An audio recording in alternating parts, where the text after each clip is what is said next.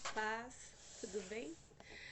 Nessa manhã, o Senhor colocou uma palavra no meu coração que está lá em Mateus 22. Em Mateus 22, o Senhor começa o capítulo 1 falando sobre as bodas do Cordeiro. Ele começa falando sobre uma grande festa no qual um Senhor vai dar e convida o povo que eram os convidados. E os convidados não quiseram ir. E assim, matou o filho do Senhor, que é o que aconteceu com Jesus, quando os judeus o mataram. Porque Jesus veio para os seus não o quiseram. E todos aqueles que nele crê, deu-lhes o direito de se tornarem filhos de Deus. E aí ele saiu e ele estava falando sobre o reino de Deus, sobre quão é importante estar na presença do Senhor. E parece que ninguém estava ouvindo essa questão que é a mais importante da nossa vida. E não estava ninguém ouvindo, de tal forma que veio fariseus questionando sobre tributo, e Deus falou, olha, dai a Deus o que é de Deus, dai a César o que é de César. Depois veio os sacuzeus perguntando para ele, olha, e se eu casar nessa vida com 7, chegar no céu, no reino de Deus, qual vai ser a minha esposa? E Jesus falou, olha, você não sabe que no reino de Deus não tem esposa, não tem, você vai ser que nem anjos, lá não se casa, não se dá em casamento? Ainda assim, ainda eles querendo pressionar Jesus. Só que não adianta nós pressionarmos Jesus. Jesus entra no momento certo, na hora certa, ele tem a palavra certa e a solução certa no tempo certo. Não é no nosso tempo, é no tempo dele. E isso que nós temos que ter em mente no nossa alma e no nosso coração. Nós temos que ter em mente que Deus tem o tempo dele de trabalhar na nossa vida e não só trabalhar, fazer o que é melhor. E como que ele faz? Ele tem todo o conhecer é dele. Aí ele vai lá na frente, vê se aquilo vai ser bom ou não para você. Se não vai, ele vem aqui e diz o seu caminho. Hoje você não entende, amanhã você vai entender. E desta forma, ainda os fariseus ainda querendo arrancar alguma coisa do Senhor para acusá-lo. Senhor, qual o grande mandamento? Aí ele fala, o maior mandamento é amar a Deus sobre todas as coisas e amar ao Senhor de toda a sua alma e de todo o seu entendimento. Aí nós nos perguntamos, amar a Deus de todo o nosso coração, de toda a nossa alma e de nosso entendimento. O que é coração? Coração não é o órgão que bate aqui. Isso é na fisiologia. Mas em questão espiritual, o nosso coração é tudo aquilo que nós pensamos, que nós sentimos, que nós ouvimos, é tudo aquilo que guardamos. É sentimento, é emoção, é pensar. Então eu penso, eu entendo e aí eu tenho uma vontade. Né? Quando a gente se apaixona por alguém, né, a gente fica naquele afã de fazer tantas coisas pelas pessoas, porque isso nos dá alegria, né? E Deus fala isso, que primeiro nós conheçamos ao Senhor, que é o nosso coração, conhecimento, entendimento e alma, sabedoria, emoção. A nossa emoção seja voltada ao Senhor. Então, se eu conheço a Deus, eu penso nele e a minha vontade de estar com ele é maior.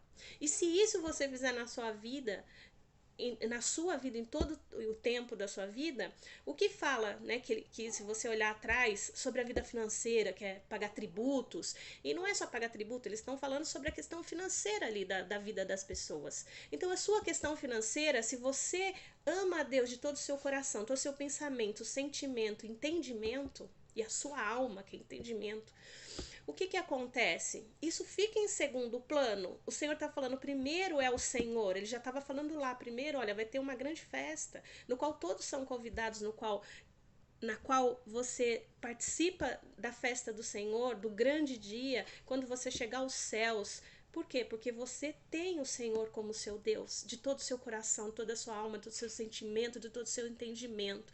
E o que é estar nisso? E daí ele fala, se você ler um pouquinho mais pra frente, os versículos atrás, ele fala, olha, e amar ao próximo como a ti mesmo. Você fazendo esses dois mandamentos, você cumpre toda a palavra do Senhor. Porque se primeiro você ama a Deus, então nada que desagrada você não vai fazer. Nada que não esteja na vontade ou na palavra do Senhor, você vai se desviar do mal.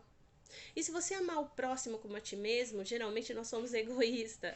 E geralmente a gente quer muitas coisas pra gente. Mas se nós amarmos ao nosso próximo como a nós mesmos, então tudo que a gente for fazer pra gente, a gente faz pro próximo. E se quem é nosso próximo? O nosso próximo é nosso irmão, é nosso amigo, é nosso vizinho, é nosso inimigo. Amar os vossos inimigos, né, como a vós mesmo, tá lá na palavra. É fácil fazer isso? Não. Mas se nós amarmos ao Senhor de todo o nosso coração, de toda a nossa alma e com todas as súplicas da nossa vida, isso se torna fácil. Por quê? Porque o Senhor te dá um espírito perdoador. O Senhor te dá um espírito de gratidão a Ele. Sabe? Quando a gente vai pedir alguma coisa para alguém, eu sempre falo isso para as pessoas que eu converso. Quando a gente vai pedir alguma coisa para alguém, né, que você fala de vez em quando, você não tem uma comunhão íntima.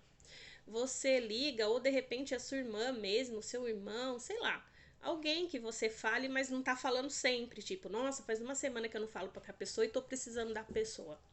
Aí você liga, a primeira coisa que você fala, viu, fulano de tal, você pode me ajudar nisso? Não, não é assim que você chega, viu, fulano de tal, tudo bem? Como que você vai? Tá bem a sua família?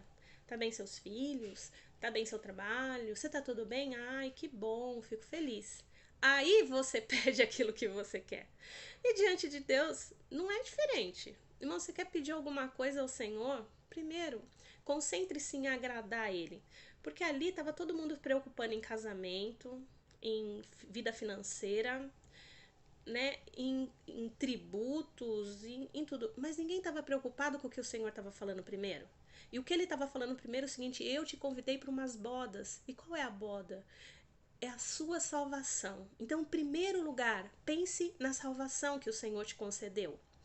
Primeiro lugar, pense no Senhor. Se você tem algum pedido a fazer a Ele, que seja financeiro, de família, sabe, que seja. Isso não impõe que Deus não vai fazer.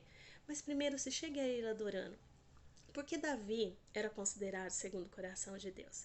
Davi era considerado segundo o coração de Deus porque em todo tempo ele adorava ao Senhor. Em todo tempo ele louvava. E se você ler Salmos, na grande maioria, se você ler Salmos, está assim: Senhor, eu te louvo. Eu te louvo de todo o meu coração porque o Senhor já colocou os inimigos debaixo dos meus pés.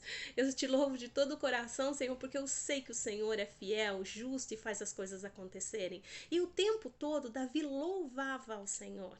Então, se você colocar no seu coração amar a Deus sobre todas as coisas, né? E de todo o seu coração, todo o seu entendimento, pensamento, vontade, alma, e tudo que você for fazer, perguntar ao Senhor: Senhor, eu devo ou não fazer? Para você ter certeza que você não vai errar. E você chegar diante dele, primeiro agradando, chega agradando. Senhor, eu te louvo, eu te exalto, eu te glorifico, eu te bendigo porque tu és fiel, tu és tremendo, tu fez os céus e a terra. Começa agradando. E depois você pede. E depois você vai ver se o Senhor é fiel de fazer ou não acontecer. Ah, mas parece que as pessoas pedem e acontece, na minha vida não. Espera o tempo do Senhor na sua vida. Tão somente espera no Deus que você conhece, porque Ele é fiel e justo para cumprir muito mais do que você pediu. Ele te dá um prêmio ainda, né? Ele é galardoador, Ele te dá um prêmio sobre aquilo que você pediu. Então creia. Creia no Senhor teu Deus de todo o teu coração, de toda a tua alma, de todo o teu espírito, de toda a sua vontade, de todo o seu sentimento, de todo o seu entendimento. Entenda o Senhor. Pense nele e o seu sentimento seja para ele. O resto, casa, comida, dinheiro, tudo, o mais ele fará ao seu coração. Amém? Deus abençoe. Paz. Tchau.